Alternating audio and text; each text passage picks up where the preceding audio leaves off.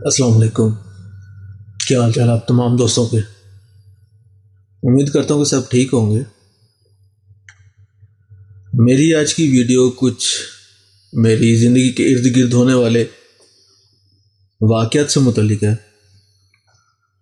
वो ये कि हर शख्स जो इस दुनिया में पैदा हुआ उसकी एक अपनी सोच है। हर शख्स अपने नज़रिए और अपने तज्ज़िये और अपने इल्म के मुताबिक इस ज़िंदगी को, इस दुनिया को, लोगों को, मामलात को, हालात को देखता है, उनके मुतल्लिक और उनके मुताबिक फ़ैसला करता है, जिसके लिए वो लोगों से मालूमात भी लेता है, लोगों से मशवरे भी करता है और उसके बाद वो फ़ैसला करता है कि उसने अपनी ज़िंदगी में किस मसले को किस तरह टैकल करना है और किस तरह हैंडल करना है, किसको देखना है, किसको छोड़ना है, किसके साथ चलना है, किसके साथ बोलना है, किसी को छोड़ना है। जो भी करना है उसने अपने इर्द गिर्द से सलाह मशवरा करके, इल्म हासिल करके, कुछ पढ़ के, कुछ देख के उसने फिर फ़ैसला करना होता है कि उसने कैसे हैंडल करना है। इसी तरह मैं भी एक इंसान हूँ आपकी तरह, और मुसलमान घर में पैदा हुआ हूँ, मुसलमान घर से मेरा ताल्लुक़ है। इसके बाद मैं अहले सुन्नत व जमात से ताल्लुक़ रखता हूँ। इमाम अहमद रज़ा ख़ान बरेलवी के अक़ीदे को मानने वाला हूँ, लेकिन इसके बावजूद मैं चीज़ों को एक मुख्तलिफ़ नज़रिए से, मुख्तलिफ़ हालात व वाक़यात से और कुरान और हदीस की रोशनी से देखने की कोशिश करता हूँ, क्योंकि जो इस अक़ीदे की बुनियाद रखने वाले थे वो भी इंसान थे, वो भी लोग थे जो हमारी तरह, हम लोगों की तरह पैदा हुए और उन्होंने इल्म हासिल किया। वो एक अलग बात है कि वो हमसे कुछ ख़ास लोग थे। अल्लाह ताला ने उन्हें अक़ल दी थी, उन्हें एक शऊर दिया था, उन्होंने जिसकी बुनियाद पर एक फ़िरके की बुनियाद रखी और उसको नाम दिया। मैं उन लोगों के बराबर नहीं हो सकता, मैं उन लोगों से बहस नहीं कर सकता, ना मैं उनकी किसी बात को गलत कह सकता हूँ। लेकिन जो मेरी ज़िंदगी में चीज़ें हैं उनके मुताबिक और उनके मुतल्लिक मैं कुरान और हदीस से जो मुझे समझ आएगी, मैं ये फ़ैसला कर सकता हूँ कि कौन सी चीज़ गलत है और कौन सी सही। और मेरे इस फ़ैसला लेने में कुछ पढ़े लिखे लोगों का इल्म शामिल है। उन पढ़े लिखे लोगों में डॉक्टर इसरार अहमद साहब हैं, डॉक्टर जाकिर नाइक है, किसी हद तक खादम हुसैन रिजवी। अब ये तो होगी मेरी बुनियादी मालूमात कि मैं कौन हूँ। अभी इसके बाद मैं ये बताना चाहता हूँ कि मसला सियासत हो या मसला मजहबी हो, मसला घरेलू हो या मसला जनरल ज़िंदगी गुजारने के तौर तरीक़ों के मुतल्लिक हो, मैं हर चीज़ को एक मुख्तलिफ एंगल से देखने वाला इंसान हूँ। और जिस तरह मैं काम करता हूँ, मेरे कामों को देखने के बाद लोग कहते हैं कि यार ये तुमने कैसे किया। इसी तरह मैं मजहबी और सियासी मामलात को देखता हूँ, कुछ ऐसी चीज़ों को देखने की कोशिश करता हूँ जो दूसरों की आंखों से ओझल हों। मैं कभी भी उन चीज़ों के पीछे नहीं भागता हूँ जिसके पीछे तमाम लोग या ज़्यादातर लोग भागने वाले होते हैं। अभी वो मसला चाहे किसी शख्स को मानने या पूजने के हवाले से हो, या सियासत में किसी की बैत करने के हवाले से हो, पीरी मुरीदी के हवाले से हो, मैं किसी भी मामले में एक अलग नज़रिया रखता हूँ, एक अलग सोच रखता हूँ। उसकी वजह यह है कि मैं किसी हद तक कुरान पाक को पढ़ने वाला हूँ। कुरान पाक आप सब पढ़ते होंगे। उसके बाद हदीस का मुतालिया बहुत से लोग करने वाले होंगे, लेकिन वो इन चीज़ों को उस तरह देखते हैं जिस तरह उनको बताई जाती हैं।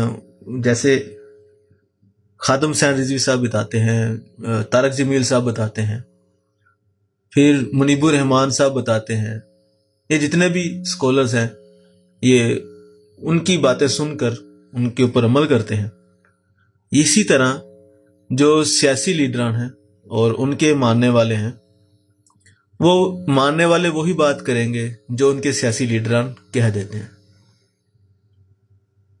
لیکن میں تصدیق کرتا ہوں، چاہے وہ کوئی عالم ہو، چاہے وہ کوئی سیاستدان ہو،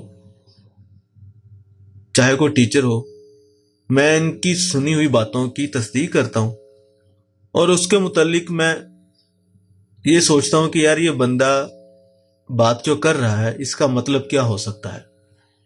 اگر اس نے یہ الفاظ بولے ہیں تو ان الفاظ کے پیچھے کیا حقیقت ہو سکتی ہے، ان کے ٹانکے، ان کے ڈوٹس کہاں کہاں پہ کیسے کیسے مل سکتے ہیں، میں وہ چیزیں دیکھتا ہوں، کیونکہ یہ چیز ہر کوئی نہیں دیکھتا۔ میں جس راستے پہ چلتا ہوں اسی راستے پر چلنے کے لیے میں اپنے دوستوں سے بھی کہتا ہوں، اپنے ملنے والوں کو بھی کہتا ہوں کہ یار کسی ایک شخص کی بات مت سنو۔ ہم لوگ اردو پڑھنا جانتے ہیں، قرآن پاک پڑھنا جانتے ہیں، ہمیں خود سے قرآن پاک پڑھنا چاہیے، ہمیں خود سے حدیث کا مطالعہ کرنا چاہیے۔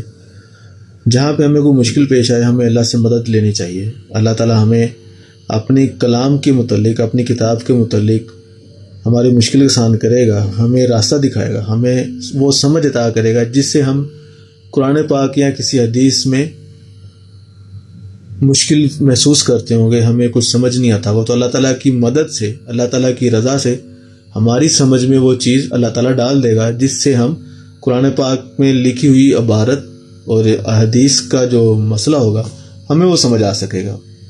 کیونکہ میں ان سیاسی اور مذہبی لوگوں کے الفاظ کو جانچتا ہوں، پڑتال کرتا ہوں، دیکھتا ہوں، قرآن و حدیث سے میں حوالے دیکھتا ہوں، مجھے بہت ساری چیزیں غلط ملتی ہیں۔ ابھی میری سوچ جو ہے وہ ماحول سے، کتابوں سے اور کچھ سمجھدار لوگوں کی وجہ سے ہے۔ میں یہ نہیں کہتا کہ مجھے اللہ کی طرف سے یہ چیزیں ملتی ہیں، بس اسی طرح ارد گرد کے لوگوں سے سامان اکٹھا کرتا ہوں، باتیں، علم اکٹھا کرتا ہوں، اس کے مطابق میں اپنی رائے قائم کرتا ہوں کہ ہاں میں اس بندے کے بارے میں یہ رائے رکھتا ہوں، میں کسی سے اتفاق کرتا ہوں، کسی سے اختلاف کرتا ہوں، وہ میرا ایک بنیادی حق ہے اور یہ سب کے پاس ہے۔ ابھی مسئلہ یہ ہے کہ میرے اس ٹک ٹاک اکاؤنٹ میں ویڈیوز پڑی ہوئی ہیں جو خادم حسین رضوی صاحب مرحوم کے خلاف ہیں۔ میرا بنیادی مسئلہ جو ہے وہ سیاسی اور مذہبی معاملات کے حوالے سے یوں ہے کہ عمران خان جب بنیادی طور پہ شروع میں جب وہ حکومت میں آئے، انہوں نے پاک پتن میں چوکھٹ چومی یا ماتھا ٹیکا۔ میں اس حوالے سے علم حاصل کرنے کے لیے، پوچھنے کے لیے میں چل پڑا کہ جی آیا کہ اس نے واقعی سجدہ کیا، اس نے واقعی ماتھا ٹیکا یا کیا معاملہ ہے؟ مجھے معلوم پڑا کہ سجدہ کرنے کے لیے، ماتھا ٹیکنے کے لیے 6 یا 8 ہڈیاں وہ زمین پر لگنا چاہیے۔ تو جب میں نے عمران خان کو دیکھا اس کی ہڈیاں مکمل زمین پر نہیں تھیں، تو اس لیے اس نے جو چوکھٹ کو چوما یا ماتھا کیا وہ اسلام کے خلاف نہیں تھا یا شرک نہیں تھا۔ اب جب میں اس راستے پہ چلا ہوں تو مجھے پتہ چلا ہے کہ اس معاملے کے اوپر بہت بہت بڑے علماء کرام جو ہیں وہ بھی یہ کہہ رہے ہیں کہ عمران خان نے سجدہ کیا۔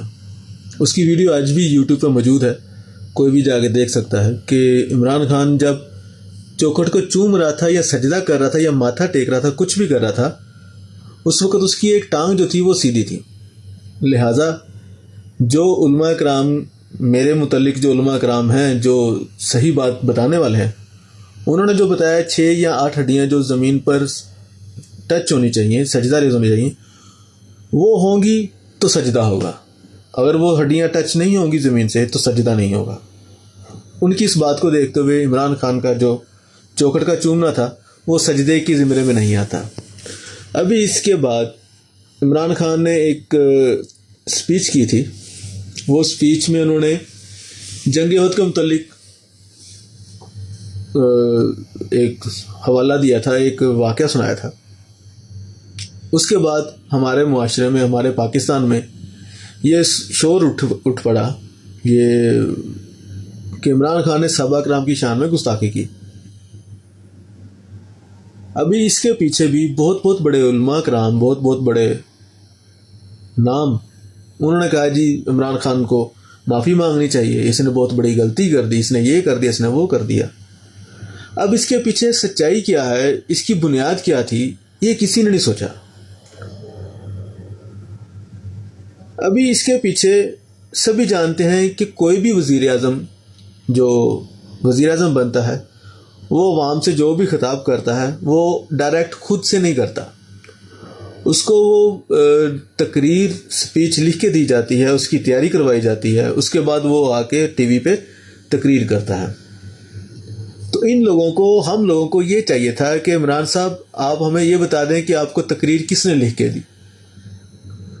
ہم اس سے اس بندے کا حوالہ پوچھتے جس نے عمران خان کو تقریر لکھ کے دی تھی. پھر ہم اس بندے سے سوال کرتے کہ بھائی صاحب آپ نے یہ جو تقریر میں لکھ کے دیا جنگ احد کا واقعہ، آپ نے کہاں سے لیا؟ اب یہ واقعہ ہمیں پوچھنا چاہیے تھا، سوچنا چاہیے تھا، لیکن کسی بندے نے یہ کام نہیں کیا اور ڈائریکٹلی عمران خان کو برا بھلا کہنے لگے. ابھی جب میں اس کے پیچھے چلا ہوں تو مجھے بہت ساری کتابیں ملیں جن میں یہ واقعہ نہیں تھا، لیکن پھر مجھے ایک کتاب مل گئی جس میں یہ واقعہ ہو لکھا تھا، اور وہ امام بخاری کی لکھی ہوئی کتاب تھی. اب میرا سوال یہ تھا، میری بحث یہ تھی کہ آپ عمران خان کو کیسے غلط کہہ سکتے ہو جب ابھی اس موضوع پہ عمران خان کو غلط نہیں کہا جا سکتا تھا. غلط وہ تھا جس بندے نے تقریر لکھ کے دی، اس کو پکڑا جانا چاہیے تھا. پھر اس کے بعد اسے پوچھا جانا چاہیے تھا کہ بھائی تم نے تقریر کہاں سے لی، تم نے کہاں سے کاپی کی، کہاں سے پڑھا. پھر اس کتاب کے پیچھے جاتے، اس کتاب کو پکڑتے. لیکن چونکہ اب وہ ایک نام بڑا تھا، امام بخاری کا نام تھا، اس کے اوپر کوئی بندہ نہیں بول سکا. وہ پتہ نہیں کس فرقے کی تھی، کس فرقے سے متعلق تھی، کس بندے نے لکھی تھی، اللہ بہتر جانتا. لیکن وہ کتاب بخاری کے نام سے موجود ہے ابھی بھی. اس میں جنگ احد کا وہ واقعہ لکھا ہوا تھا. لیکن ہمارے ملک کے مولویوں نے، پڑھے لکھے علماء کرام نے اس کو عمران خان کے ساتھ منسوب کر دیا کہ عمران خان نے گستاخی کی، لہذا عمران خان کو معافی مانگنی چاہیے. ابھی اس حوالے سے میں نے جو دلائل دیے، میں نے جو سٹیٹمنٹس دیں، جو میں نے لکھا، جو لوگوں کو بتایا، اس کی بنیاد پر لوگوں نے یہ سوچ قائم کر لی کہ میں حکومت کے حق میں ہوں.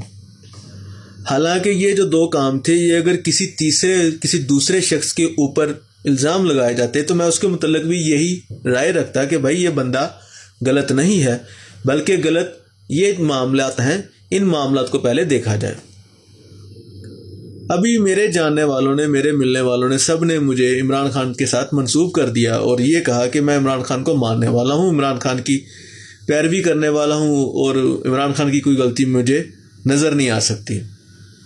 میں نے کسی کو جواب نہیں دیا. میں نے کہا ٹھیک ہے، جس نے جو سوچنا ہے، جیسے سوچنا ہے، یہ اس کی مرضی ہے. میں کسی کو کچھ کہہ نہیں سکتا ہوں، نہ کسی کی سوچوں پر پابندی لگا سکتا ہوں. لہٰذا جس نے جو سوچنا ہے وہ سوچتا رہے. میں عمران خان کے خلاف بھی لکھتا ہوں، عمران خان کو برا بھی کہتا ہوں، لیکن جہاں پہ اس کا کوئی کام ہے تو میں اسے اچھا بھی کہتا ہوں. لیکن یہ جو معاملات تھے یہ کسی نام کے ساتھ، کسی برانڈ کے ساتھ منسوب نہیں، بلکہ یہ مسلمان کے ساتھ منسوب تھے. میں نے ایک مسلمان ہونے کی حیثیت سے جو مجھے علم ملا، میں نے جیسے علم حاصل کیا، میں نے اس کے مطابق اور اس کے متعلق میں نے ایک فیصلہ کیا، ایک رائے قائم کی اور اس کے متعلق لوگوں کو بتانے کی کوشش کی. میرا کام یہاں تک تھا. اب اس کے بعد چلتے ہیں ایک پرانی بنیاد کے اوپر،